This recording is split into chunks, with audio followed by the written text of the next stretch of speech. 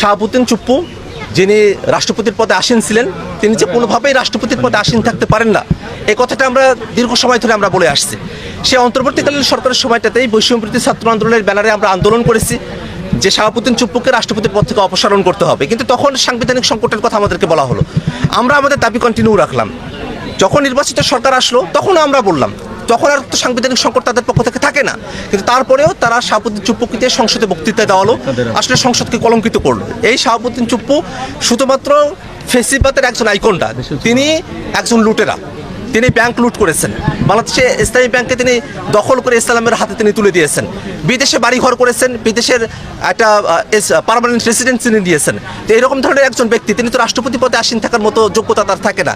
এমনকি 5 আগস্টের পরে শেখ হাসিনা তার কাছে পদত্যাগপত্র জমা দিয়েছে কি দেন নাই, সেটা নিয়ে তিনি 2 ধরনের কথা বলেছেন, মিথ্যাচার করেছেন স্পষ্ট। একবার বলেছেন যে তার কাছে পদত্যাগপত্র দেওয়া হয়েছে, আর একবার তিনি বলেছেন যে তার কাছে পদত্যাগপত্র দেওয়া হয় নাই।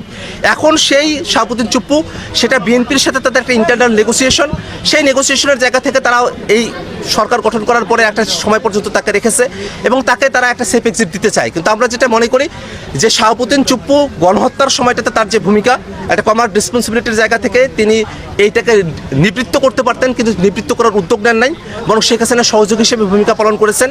এবং তার অতীতের যে অপকর্ম এবং পরবর্তীতে এই বাংলাদেশ রাষ্ট্রকে নিয়ে বিভিন্ন ধরনের যে ষড়যন্ত্র তিনি করেছেন, আমরা জেনেছি ডেইলি স্টারের বরাতে যে লন্ডনে গিয়েও তিনি শেখ হাসিনার সাথে যোগাযোগ করছেন। এই ধরনের ভূমিকাগুলোর কারণে তাকে কিন্তু এখন আইনের আওতায় নিয়ে আসতে হবে। অনেকে বলছেন সংবিধানের 51 অনুচ্ছেদের কথা, সংবিধানের 51 অনুচ্ছেদের কথা অনেকেই বলছেন যে রাষ্ট্রপতিকে আইনের আওতায় নিয়ে আসা যায় না, কিন্তু এটা সম্পূর্ণ একটা ভুল কনসেপ্ট। কারণ রাষ্ট্রপতি পদে যখন তিনি থাকবেন, ঠিক সেই সময়টাতে রাষ্ট্রপতি আকারে তার ফাংশনালিটির জন্য তাকে কোর্টে নিয়ে আসা যায় না। সেই সময়টাতেও কিন্তু সিভিল মামলা যদি হয়, সেটা রাষ্ট্রপতির অ্যাগেনস্টে করা যেতে পারে। এমনকি রাষ্ট্রপতি পদ থেকে যখন কেউ সরে আসেন, তখন কিন্তু তার বিরুদ্ধে সব ধরনের আইনি পদক্ষেপ গ্রহণ করা যায়। এর আগেও এরশাদ যখন রাষ্ট্রপতির পদ থেকে সরে গেলেন, 6 দিনের মাথায় কিন্তু তাকে গ্রেফতার করা হয়েছিল। অতএব সংবিধানে একটা সেফটি ছিল, একটা ইমিউনিটি ছিল, সেটা রাষ্ট্রপতি পদে থাকাকালীন সময় পর্যন্ত। কিন্তু রাষ্ট্রপতির পদ থেকে যখন কেউ সরে যান, তখন তার ব্যক্তিগত যে দায়বদ্ধতার জায়গাগুলো আছে, সেটাকে আইনের আওতায় নিয়ে আসতে কোনো বাধা নিষেধ নাই, এটাকে মিসইন্টারপ্রেট করার সুযোগ নাই। সেটা দিয়ে সংবিধানে মধ্য দিয়ে আবার এই রাষ্ট্রপতিকে দায়মুক্তি দেওয়ার কোনো সুযোগ আর নাই। আমরা মনে করি এই যে শাহাবুদ্দিন চুপ্পু, তাকে অবশ্যই গ্রেফতার করে এবং রাষ্ট্রীয় বাহিনীগুলো তাদেরকে এখন তদন্ত করতে হবে। কারণ এই সময়টাতে কিন্তু রাষ্ট্রীয় বাহিনীগুলো তদন্ত করে নাই, কারণ তিনি রাষ্ট্রপতির পদে আসীন ছিলেন।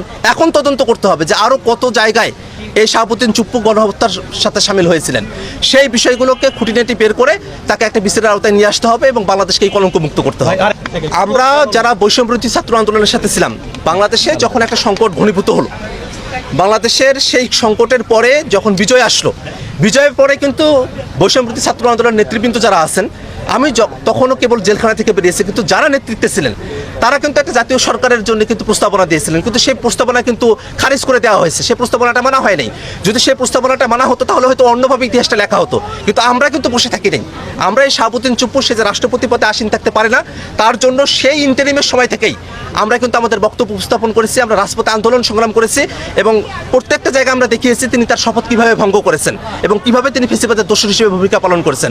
অতএব এই শাহাবুদ্দিন চুপ্পু, তার কোনো লেজিটিমেসি নাই এবং তাকে অবশ্যই গ্রেফতার করে বিচারের আওতায় নিয়ে আসতে হবে। জুলাইকে কেন্দ্র করে বাংলাদেশে যে ঐক্য তৈরি হয়েছিল, সেই ঐক্যটা এখনো পর্যন্ত বহাল আছে। কারণ জুলাইয়ের ঐক্যটা হয়েছিল বাংলাদেশে একটা ফেসিবাদী শাসনের বিরুদ্ধে, হাসিনার যে অপশাসন দুঃশাসন, তার বিরুদ্ধে কিন্তু জুলাইয়ে বিএনপি বলেন, জামাত বলেন, আমরা তখনকার যারা ছাত্ররা ছিলাম বৈষম্যবিরোধী ছাত্র আন্দোলনে, বা অন্যান্য যতগুলো রাজনৈতিক দল আছে, তাদের সকলের মধ্যে কিন্তু জুলাই প্রশ্নে একতার জায়গাটা এখনো পর্যন্ত আছে ঘটনা আকারে এবং সেই ঘটনার ফলাফল আকারে। কিন্তু পরবর্তীতে আমরা যে জুলাইয়ের আকাঙ্ক্ষার জায়গা থেকে একটা রাষ্ট্র কাঠামোতে সংস্কার চেয়েছিলাম, সেই জায়গাটাতেই একটা মতভিন্নতা তৈরি হয়েছে এবং বিএনপি জুলাইয়ের পরে যে নতুন একটা বাংলাদেশের চাওয়া, সেই চাওয়াটার সাথে তারা আর এগ্রি করছে না, সেখানেই মতবিরোধের জায়গা। এবং এটাই তো বাস্তবতা, যদি কেউ বাংলাদেশ রাষ্ট্রটার ভালো না চায়, তার সঙ্গে তো আপনি আর মিলতে পারেন না। কিন্তু আমরা এই আহ্বানটা জানাই যে জুলাইয়ের প্রশ্নে আমাদের একতাবদ্ধতা থাকবে, কিন্তু বাংলাদেশ রাষ্ট্রটাকে নতুন গতিতে এগিয়ে নিয়ে যাওয়ার জন্য কেউ যদি বিপক্ষে অবস্থান নেয়, তার বিপক্ষে অবশ্যই আমাদেরকে অবস্থান গ্রহণ করতে হবে।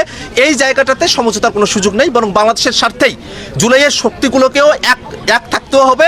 আবার যদি বাংলাদেশ বিরোধী কিছু হয়, বাংলাদেশ রাষ্ট্রটিকে অগ্রসর করতে না দেওয়া হয়, সেখানে যদি মতভিন্নতা হয়, সে মতভিন্নতার মধ্য দিয়ে হলেও জনগণকে সাথে নিয়ে যেটা ভালো বাংলাদেশের জন্য, সেটা আমাদেরকে কার্যকর করতে হবে। আমরা একটা নতুন বাংলাদেশের প্রত্যাশা করেছিলাম, এমন একটা বাংলাদেশ যেই বাংলাদেশের সরকারি চাকরি হবে দলমতের বাইরে গিয়ে যোগ্যতার ভিত্তিতে, এমন একটা বাংলাদেশ যেখানে রাষ্ট্রীয় প্রতিষ্ঠানগুলোকে দলীয়করণ মুক্ত করা হবে, এমন একটা বাংলাদেশ যেই বাংলাদেশের সাংবিধানিক প্রতিষ্ঠানগুলোতে নিয়োগ দেওয়ার সময় সরকারি দল বিরোধী দল সকলের অংশগ্রহণ থাকবে, একটা নিরপেক্ষ বডির মধ্য দিয়ে নিয়োগ প্রক্রিয়া সম্পন্ন হবে, তার সমস্ত আলোচনা ঐক্যবদ্ধ কমিশনে আমরা করেছিলাম। দুর্ভাগ্যের বিষয়, দুর্নীতি দমন কমিশন পিএসসি থেকে শুরু করে নিয়ে যতগুলো সংবিধিবদ্ধ এবং সাংবিধানিক প্রতিষ্ঠান আছে, এই প্রতিষ্ঠানগুলোতে নিয়োগের জন্য যে নতুন বডির কথা বলা হয়েছে, বিএনপি সরকার তার পক্ষে থাকা গণভোটের গণনয় সেটা বাস্তবায়ন করতে চায় না। তারই লক্ষণ দেখা দিয়েছে সম্প্রতি 3 দিন হলো বাংলাদেশের 12টি সংস্থা এবং প্রতিষ্ঠানে সরাসরি দলীয় পদধারী ব্যক্তিদেরকে তারা নিয়োগ দিয়েছে। শ্রমিক কল্যাণ ফাউন্ডেশন, ওএসএল বিসিক, বনশিল্প কর্পোরেশন, নানা ধরনের প্রতিষ্ঠান, সেই প্রতিষ্ঠানগুলোতে তারা চুক্তিভিত্তিক নিয়োগ দিয়েছে।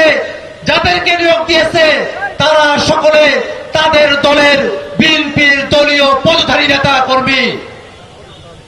আমরা বলতে চাই, বাংলাদেশের যত রাষ্ট্রীয় প্রতিষ্ঠান এবং সংস্থা আছে, এই সংস্থাগুলোকে যদি নিরপেক্ষ ব্যক্তিদেরকে নিয়োগ না দিয়ে সেখানে যদি দলীয় ব্যক্তিদেরকে নিয়োগ দেওয়া হয়, তাহলে বাংলাদেশে আর কোনোভাবে সুষ্ঠু নিয়ম নীতি গণতন্ত্র অবশিষ্ট থাকে না। আরো দুর্ভাগ্যের বিষয়, সম্প্রতি নির্বাচন কমিশনে অতিরিক্ত সচিব হিসেবে একজন অবসরপ্রাপ্ত কিন্তু দলীয় পদধারী, দলের জন্য কাজ করছেন, বিএনপিতে নাম লিখিয়েছেন, এমন একজন ব্যক্তিকে অতিরিক্ত সচিব হিসেবে নির্বাচন কমিশনে নিয়োগ দেওয়া হয়েছে। নির্বাচন কমিশন তো কোনো দলীয় প্রতিনিধিত্বের জায়গা নয়।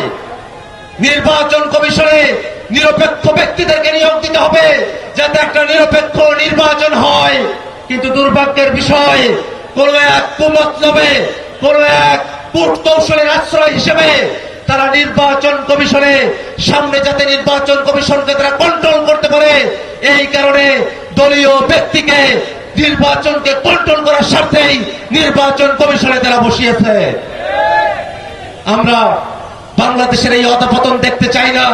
আমরা বাংলাদেশ রাষ্ট্রটাকে নতুন করে করতে চাই, এমন একটা বাংলাদেশ আমরা করতে চাই যেই বাংলাদেশে গণতন্ত্র থাকবে, সুবিচার থাকবে, যেই বাংলাদেশে নাগরিক অধিকার থাকবে, হিন্দু, মুসলমান, বৌদ্ধ, খ্রিস্টান সকলকে সাথে নিয়ে নতুন এক বাংলাদেশের যে প্রত্যাশা, সেই প্রত্যাশার সাথে নাগরিকের যত অসুবিধা আছে, নাগরিক বিভিন্ন অফিসগুলোতে গিয়ে যে হয়রানির মধ্যে পড়ে, সেগুলোকে দূরীকরণ করে নাগরিক সেবা বৃদ্ধি করে বাংলাদেশকে একটা নাগরিক বান্ধব দেশ হিসেবে গড়ে তোলার যে লড়াই, সে লড়াইয়ের অংশ হিসেবে সামনে স্থানীয় সরকার নির্বাচনে জাতীয় নাগরিক পার্টি অংশগ্রহণ করবে।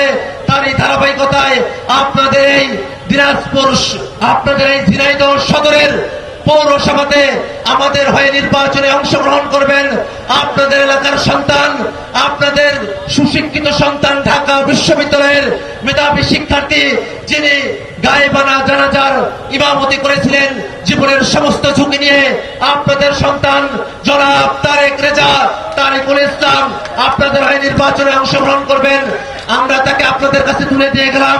আমরা আশাবাদী, যদি তারেক আপনাদের ভোটে নির্বাচিত হয়, তাহলে এই পৌরসভায় আপনাদের যত অসুবিধা আছে তার সমর্থন সর্বোচ্চটা দিয়ে তিনি সমস্ত অসুবিধাগুলোকে পানির মতো সহজ করে নাগরিকের যত অধিকার আছে সে অধিকারগুলো রক্ষার জন্য তিনি কাজ করবেন। রাষ্ট্রপতির পদ শূন্য হয়েছে। অস্থায়ী রাষ্ট্রপতি সংসদের স্পিকার মেজর হাফিজুদ্দিন সাহেব দায়িত্ব নিয়েছেন। সংবিধান অনুযায়ী যথাসময়ে রাষ্ট্রপতি নির্বাচন হবে এবং দল সিদ্ধান্ত নেবে কাকে সেখানে মনোনয়ন দেওয়া হবে। আর কিছু প্রশ্ন আছে? স্থানীয় সরকার নির্বাচনে যোগ্যতা বিষয়ে কোনো বিধিনিষেধ আরোপ করছেন? এটা আমাদের করার কিছু নাই, এটা সম্পূর্ণভাবে নির্বাচন কমিশন করবে। আর আমাদের যেহেতু স্থানীয় সরকারের বিষয় আছে, এই বিষয়টা আমরা মন্ত্রণালয়ে আলোচনা করে সিদ্ধান্ত নেব। নির্বাচন, স্থানীয় সরকার নির্বাচন কবে নাগাদ হতে পারে? এটা তো আগে বলেছি আমরা যে এই বছরের শেষে না হলে সামনের বছরের প্রথম দিকে হবে। উত্তরাঞ্চল কৃষি খাতের উন্নয়নে বিএনপি সরকার কেমন উন্নয়ন হবে এবং সেটা কিভাবে হবে, কতদিনের মধ্যে হবে? আপনার সরকারের মাত্র 4 মাস অতিরিক্ত হয়েছে, সময় হয়েছে, তাই না? এর মধ্যে সরকার কৃষির উন্নয়নের জন্য 10,000 টাকা পর্যন্ত কৃষিদের সুদ সহ মাফ করে দিয়েছে, তাই না? এবং কৃষির জন্য ঘোষণা করেছেন মাননীয় প্রধানমন্ত্রী, যেখানে সবচেয়ে বেশি বরাদ্দ দেওয়া হবে। একই সঙ্গে কৃষিকে লাভজনক করার জন্যে যতটুকু আপনার ব্যবস্থা নেওয়া দরকার সেগুলো ব্যবস্থা নেওয়া হবে।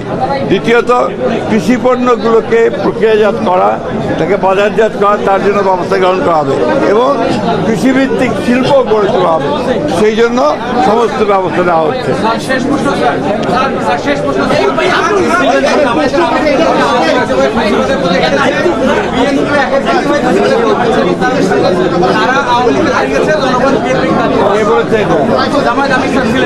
জামাতের আমির সাহেব সিলেটে কি বলেছেন এটা তার ব্যাপার।